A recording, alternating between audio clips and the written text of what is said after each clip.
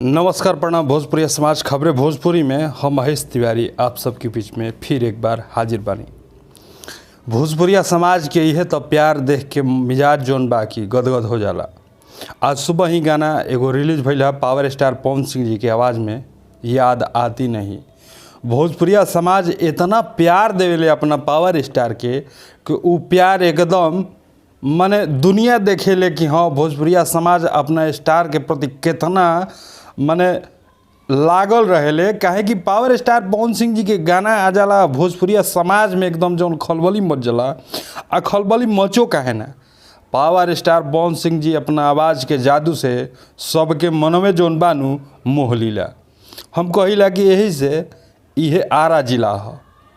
हम कोनो जिला के दूसरा जिला के कोनो बुराई नहीं करत आ ना करीला, लेकिन हम अपना जिला के मान जरूर बढ़ावे के चाहिला आ जरूर कहिला कि यही से कहल जाला कि ई आरा जिला है। मटिए में इतना ये वीर कुंवर सिंह के धरती है। वीर कुंवर सिंह के जवान पावर स्टार पवन सिंह जी हमें, और वो जवान के जो भोजपुरिया समाज जो प्यार देवेले तो गाना ट्रेंडिंग में आ जाला। अभी बहुत जल्द ई गाना माने लगले 9 नंबर ट्रेंडिंग पे रहला, लेकिन 8 पे 7 पे पहुंच गई बा।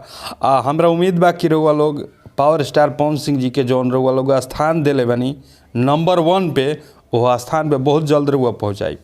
पावर स्टार पवन सिंह जी के गाना ट्रेंडिंग में ई रउआ लोग के लियावे के जौन कृपा बढ़ुए, आशीर्वाद बढ़ुए, आजीवन यही तरह बरसत रहे। भोजपुरी समाज के लोग कहेले कि अश्लीलता के लोग प्रेमी बाणे, लोग अश्लील गाना सुन रहा बाणे। पावर स्टार पवन सिंह जी साबित कर दिल बानी कि अश्लील गीत ना, बढ़िया गीत के भी हमनी के भोजपुरिया समाज प्यार देवेले। आज पावर स्टार पवन सिंह जी कितना अच्छा गीत गौले बानी, आ सबसे खास श्रेय जा रहा बा तो भोजपुरिया समाज के। एमे सबसे बड़ा योगदान बढ़ुए, अगर केहू सराहना के योग्य बढ़ुए तो भोजपुरिया समाज भी है। काहे कि पावर स्टार पवन सिंह जी हो कि या कोई भी स्टार होके, वहाँ सबे अपन गाना गा के आ रिलीज कर दिला। एक बाद ओरिजिनल काम तो स्टार्ट होले जनता के, आ जनता अपन काम बखूबी निभा रहल बिया। पावर स्टार पवन सिंह जी के जौन रउआ लोग प्यार देतानी, वही प्यार के चलते वो गाना ट्रेंडिंग में आ गई बा। आ बहुत जल्द 1 नंबर ट्रेंडिंग पे आई। आ होली के गाना अभी तक ले ट्रेंड कर रहल बा। ई लोग रउआ ई जौन रउआ लोग के प्यार बढ़ुए, वही प्यार के देन ह कि आज चैता के गाना लोग के बाजे के चाही। आज पवन सिंह के होली गाना बाज रहल बा। हम बहुत पहले भी वीडियो में कहले रही कि लोग के दिन में लोकगीत बाजेला, जब पावर स्टार पवन सिंह के दिन में देवी गीत बाजेला। इतना मधुर आवाज़ माई देले बाड़ी कि लोग मानिए ना पावेला। होली होके, चैता होके, छठ होके, लोग सुनबे करेला। वो पावर स्टार पवन सिंह जी के जलवा है, ई भोजपुरिया समाज के प्यार। हम तो कहिला कि अगर पावर स्टार पवन सिंह जी आज अगर छठ के गीत रिलीज कर दी, छठ के सीजन ना होके तब वो गीत बाजी। ई पावर स्टार पवन सिंह जी के प्यार जौन जनता देवेले ओकर ही फल ह कि हर एक गाना ट्रेंडिंग में रउआ लोग लिया रहल बानी। आ भोजपुरिया समाज के बहुत बहुत शुभकामना बढ़ुए। यही तरह रउआ लोग अपना स्टार के आशीर्वाद देते रही। आई पवन सिंह के गाना ना, ई रउआ लोग के गाना है। आई भोजपुरिया समाज आज ट्रेंडिंग में भी है।